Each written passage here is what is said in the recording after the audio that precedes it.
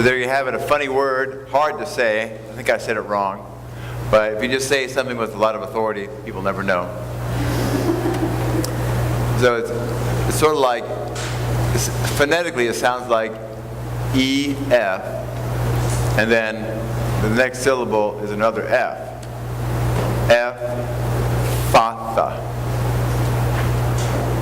Try it one more time. Say F like the letter, and then F-Fatha. Yeah, I don't know if it's, I don't know. I can look at it. It wouldn't be hard to find. Is it Greek? Is it Aramaic? I don't know, it doesn't sound very Greek to me. Probably Hebrew would be my guess. In any case, the important part is the translation, right? But I gave you the funny word so you would remember it. It means to be open. Be open. And clearly, Jesus, in the healing of the man who couldn't speak well, and he couldn't speak well because he couldn't hear well, right? You know how the deaf-mute combination goes together. People can't speak well because they can't hear. In any case, his hearing is open, and his tongue is released or open. And it's clearly a story about the healing of his physical ailments. And yet the term also has all kinds of other meanings attached to it, which are not very hard to get the sense of. So clearly it has the physical meaning, and I also wanted to share with you some of the other meanings that go along with the word to be open, or be open. I'm going to share with you just so it's a very simple metaphor, and it's easy to remember. At my house, I have one of those sprinkler systems that waters the yard. Some of you have it. Some of you have it, but you can't use it for so long, and you don't know how it's worked anymore. But it's always breaking down. It's a very simple little system, but mine's always like never quite working right. The little heads pop off, or I mow them down with the lawnmower, or I whack them with the lawnmower, or they don't aim the right way, so half the time the water's shooting out into the street. Then you got those little tiny screws. You go, it's easy to fix, but nobody can fix it. In any case, up at the very beginning of the watering system, it attaches to the main water source from the city. Okay, so my sprinkler system, probably just like yours, has a little box in your front yard where it attaches that your pipes in your yard attached to the main pipe coming out from the city. It's not that complicated, unless you're trying to fix it. And right there in that box, I went out to look at it this morning just to make sure I wasn't going to tell you a complete lie, was there are two valves there. There are two little levers. Two. If you close one and you close the other, then no water can come from the city to your sprinkler system. And I'm told it's got two different valves to keep the water from accidentally coming from your yard back into the main water system of the city, so the gicky water that might be in your pipe doesn't backflow into the public water system. Is that right, Rich? Everybody know that? Backflow valve. Two handles. Mine's got two handles. Legally required. I'm sure the church is out of compliance. Don't tell anybody. Internet people, do not listen to this. So, what I wanted to share with you is that little chunk of space that's in between those two valves. And I wanted to just think to you and share with you that, to use this funny little metaphor, the water has to come in and it has to go out. And if you cut off either valve, certainly if you cut off both valves, no water moves. And the trick is to open them, which is where I'm going with this metaphor of to be open, okay? In order for the water to move, both valves have to be opened. Be open. Like Jesus would say, if you go tell your plumber, gee, I need to ephphatha my valves.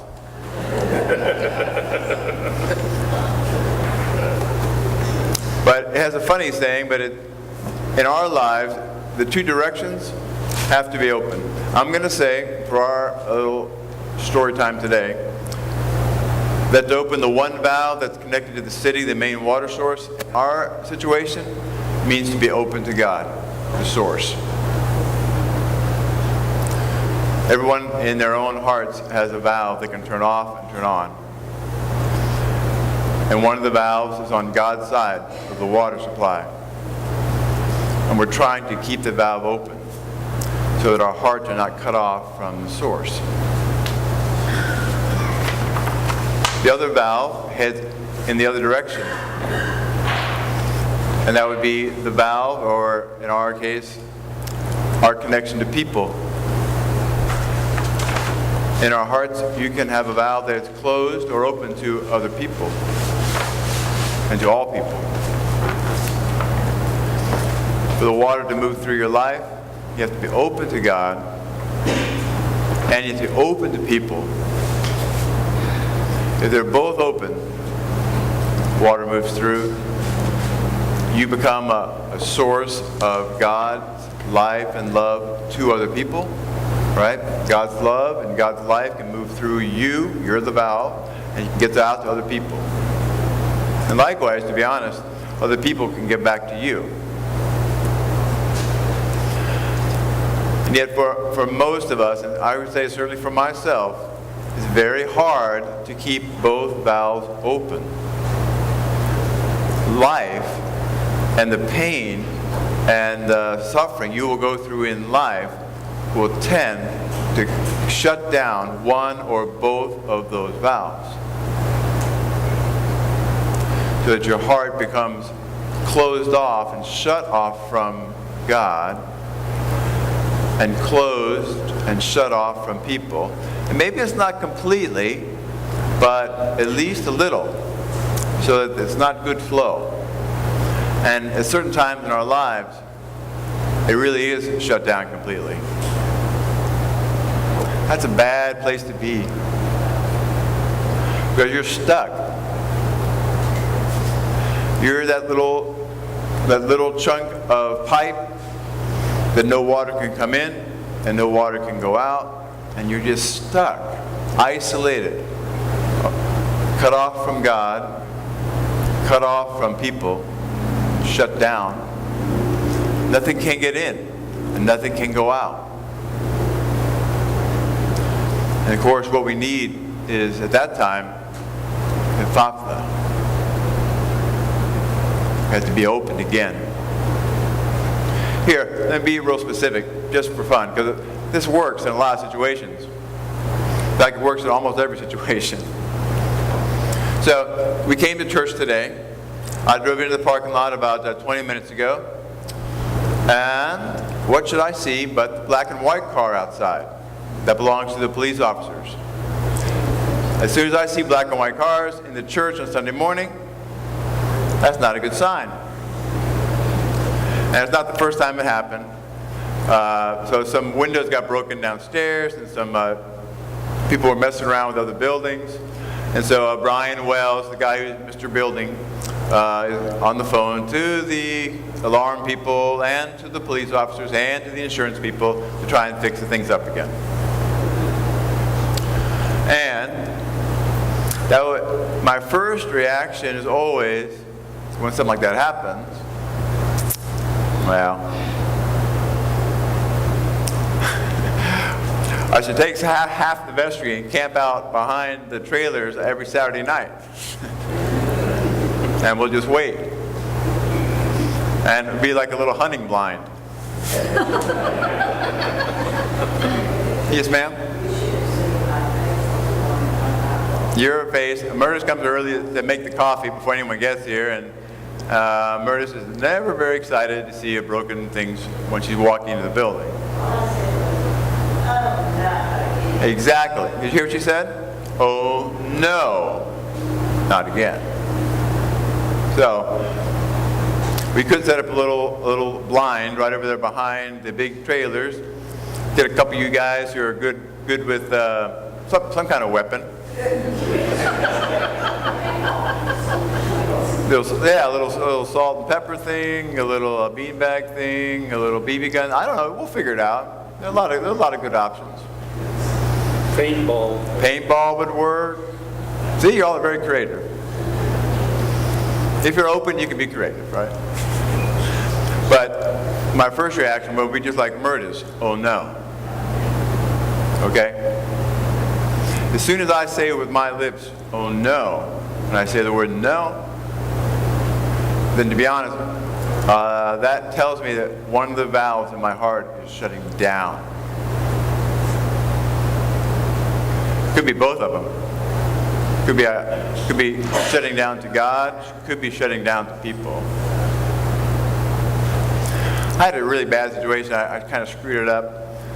A couple weeks ago, a guy came to church. We were in the middle of our staff meeting on Tuesday morning. We always have a catch-up on Tuesday to see what the week looks like. Somebody came to the door, which happens quite frequently, and usually there are people walking through the church area, and they wanted to talk to the pastor. As soon as I say pastor, I know they have no idea who I am, and they usually want to tell me their story and ask for some help, mostly for some cash. And sometimes I'm in a good mood, and I listen to the story. They do have a story to tell. Sometimes it's a complete scam. Sometimes it's a real story. But I was in the middle of the staff meeting, and I didn't feel like it. I just didn't feel like hearing it. And so when the guy came to the door and knocked, the door was locked, I said to myself, oh no. Like, I want to hear your story. And as soon as I say, oh no, a little part of my heart gets shut down. So, Ephphatha. You got to stay open. If you don't stay open, you get cut off. Cut off from people, and they can't love you, you can't love them. You say, oh no, and the valve begins to turn and shut down, and our heart's access to God gets cut down. God can't get through to us. Ephphatha. So, those are just two little examples, but almost every moment of every day. It doesn't have to be as dramatic as vandalism or people coming to your door. Just watch throughout your day the time, either out loud or in your heart, you say, oh no. It means something's shutting down. Something is closing down. Of course, it's a real challenge when something unpleasant happens, something you don't want to have happen, something unexpected happens. To not say, oh no.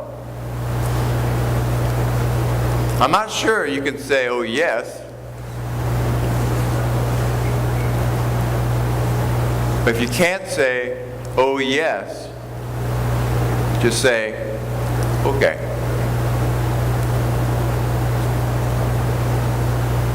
So you got three choices. Oh no? Oh yeah. Or, okay.